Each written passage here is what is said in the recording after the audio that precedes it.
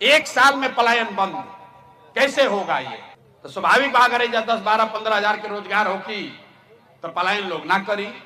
कुल 50 लाख से ज्यादा लोग, 50 लाख से ज्यादा युवा जो है वो बाहर गया है मजदूरी करने।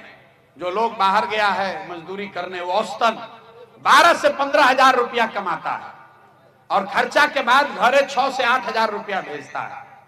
तो अगर 10-12 हजार रुपया के रोजी रोजगार का व्यवस्था बिहार में हो जाए तो कोई आदमी उसमें जाना नहीं चाहेगा। तो ये व्यवस्था कैसे होगा?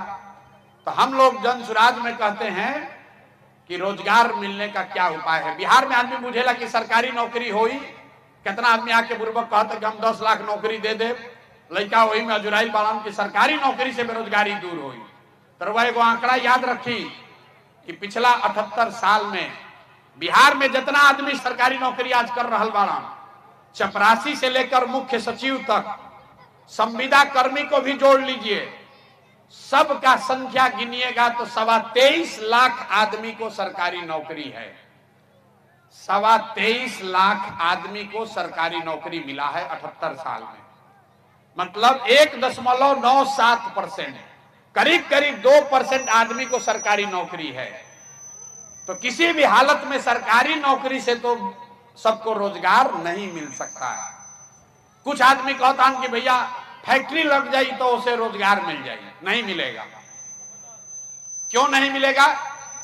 क्योंकि पूरा जो अर्थव्यवस्था बा, जिसमें तनी मनी भी इकोनॉमिक्स समझत हुई, अर्थशास्त्र अगर समझते हैं आप, तो जो पूरा जो अर्थव्यवस्था है इसका 3 पिलर है।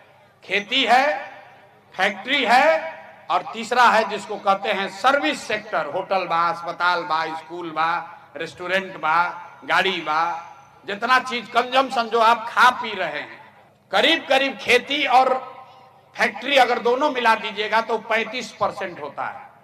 65% है सर्विस सेक्टर। सैलून कोई खोला है, कोई मिठाई का दुकान खोला है, कोई रेस्टोरेंट चला रहा है, कोई स्कूल चला रहा है, कोई अस्पताल चला रहा है, कोई टैक्सी का धंधा किया है, ये सब सर्विस सेक्टर है। तो 100 रुपया के अर्थव्यवस्था में 65 रुपया ये सर्विस सेक्टर है।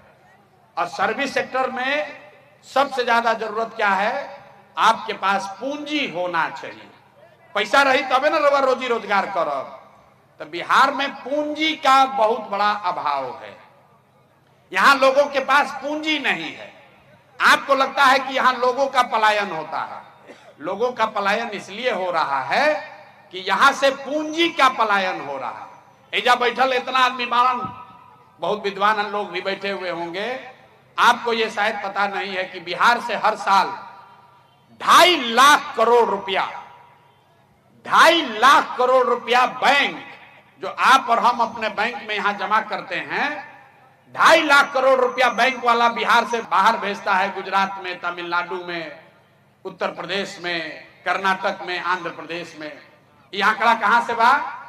रिजर्व बैंक ऑफ इंडिया बताता है। बैंक जो है, बैंक का जिम्मेवारी है कि जितना रुपया आप बैंक में जमा कीजिएगा उसका 70% पैसा आपको, समाज को ऋण के तौर पर मिलना चाहिए, जिससे आप घर बना सकें, गाड़ी खरीद सकें, धंधा रोजी रोजगार कर सकें।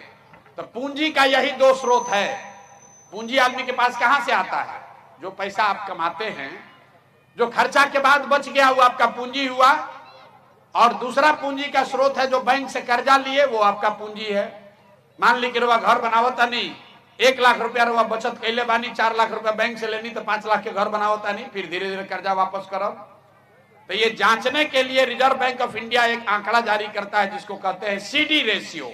सबके ना भी बुझाई तर बुझी कि एगो आंकड़ा होला कि कितना रुपया बैंक में जमा भइल और कितना रुपया बैंक वाला लोन के तौर पर समाज को दिया। देश में कानून है, संविधान है कि बैंक में अगर 100 रुपया जमा हो तो 70 रुपया बैंक को वापस समाज को देना है, धंधा के लिए, रोजी रोजगार के लिए, घर बनाने के लिए, गाड़ी खरीदने के लिए। बिहार में बैंक वाला देता है कितना? 40 रुपया। बाकी पैसा कहां जाता है? बाकी पैसा बैंक वाला उस राज्य में भेजता है जहां पर रोजी रोजगार हो रहा है, गुजरात में, कर्नाटक में, तमिलनाडु में। पिछला साल रवा बुझाता बिहार में इतना गरीबी बा, आदमी सोचा था कोई बाहर से आई तो फैक्ट्री लगा दी, तो कोई फैक्ट्री लगाई तो 2-4-10 हजार करोड़ रुपया लगाई। पिछला साल बिहार के गरीब जनता ने बैंक में पैसा जमा किया 4,21,000 करोड़ रुपया। ध्यान से समझिए, जितना बैंक बिहार में है इसमें हम लोग मिलकर पैसा जमा किए 4,21,000 करोड़। अब बैंक वाला पैसा आपको लोन पर कितना दिया? 1,61,000 करोड़। बाकी पैसा कहां गया? बाकी पैसा बैंक वाला दूसरे राज्य में भेज दिया। अगर